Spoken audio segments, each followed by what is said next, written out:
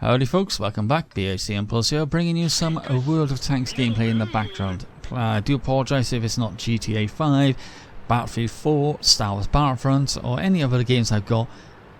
As you know, I've had my motherboard back, I've installed it, and it's taken at least a day to sort, especially with my internet, to sort out my Windows 7 and then swap over to Windows 10. The annoying part about that Windows 7 and Windows 10 malarkey is this. As you remember, I told you a young lady said she would give me a generated Windows 10 number if I give her a Windows 7 activation code, which I rung up the following day and they said no, you can't have that. I went, what? You're kidding me. And I thought that was absolutely disgusting. However, and then decided, well, I'm going to have to install Windows 7 and, you know, sort out that way. However, I was having problems trying to install Windows 7 at the time. It just wouldn't let me install it on the SSD or the hard drive. Then I had realised I had to delete. I deleted some of my mistake, and then the hard drive, the SSD was able to download Windows 7 on it. So I thought, right, okay, what's going on here? So I did that, downloaded Windows 7, went to activate it, and the online service was down. So I said, okay, the only other way I could do this is using the phone number. Rung the phone number. That was down. Oh yeah, tell about it. I had to wait an hour. They said ring back in 2 hours. I rung back in an hour and I was able to work straight away, and you know, it was sorted, but the website said it was down, so I rung back and I got the activation code. However, while doing that, a gentleman on the phone to him said, well, you could, because when he told me that the system was down, he said, well, all you have to do is put your Windows 7 activation code into Windows 10. I went, what? Yes, that's all you do. Windows 10 is a free upgrade at the moment. All you have to do is stick your Windows 7 activation code into the Windows 10 file, and it'll work.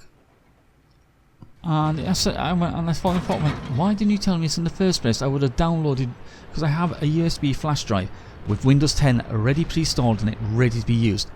And if I had known I was able to use my Windows 7 activation code to activate it, I would have done it, and I would have installed Windows 7 straight onto the PC straight away. I wouldn't have had to spend half a day, well, to be honest, a whole day doing all the updates to Windows 7 and then doing upgrading to Windows 10 and doing the updates then.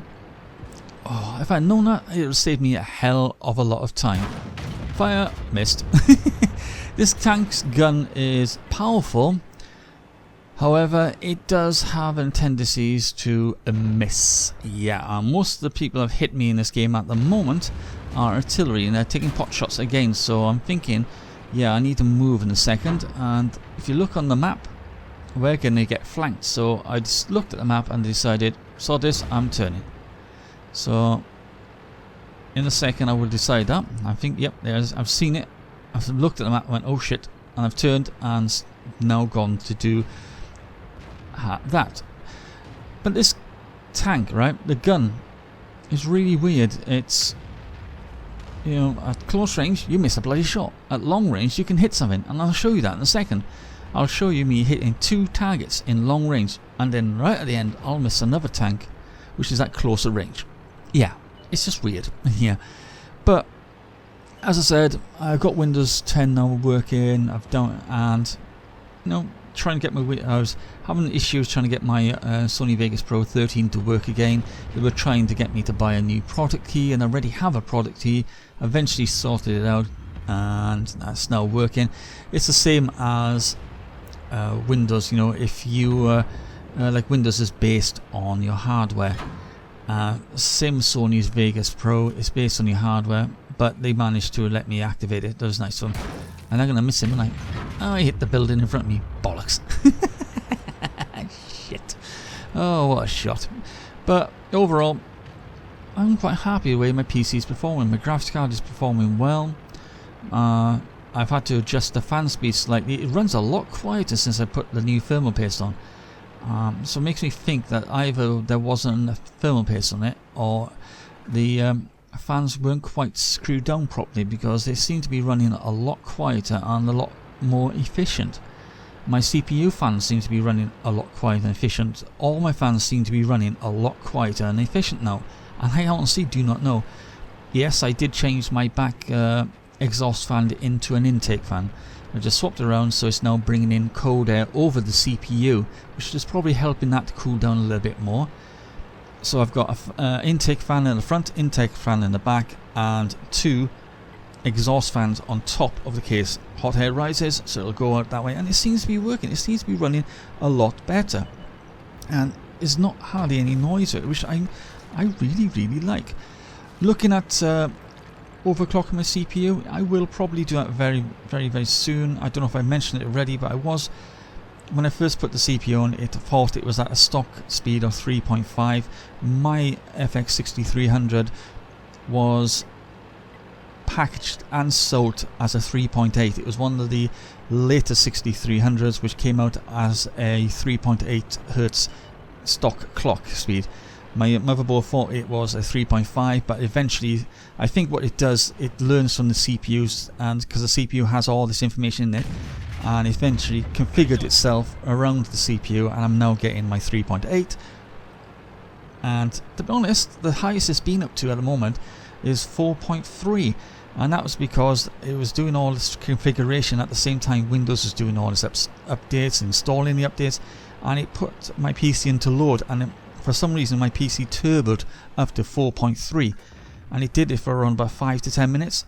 And in that 5 to 10 minutes, my temperature was 60 Celsius. I think 61 was the highest it went to. And I was thinking, that's not bad.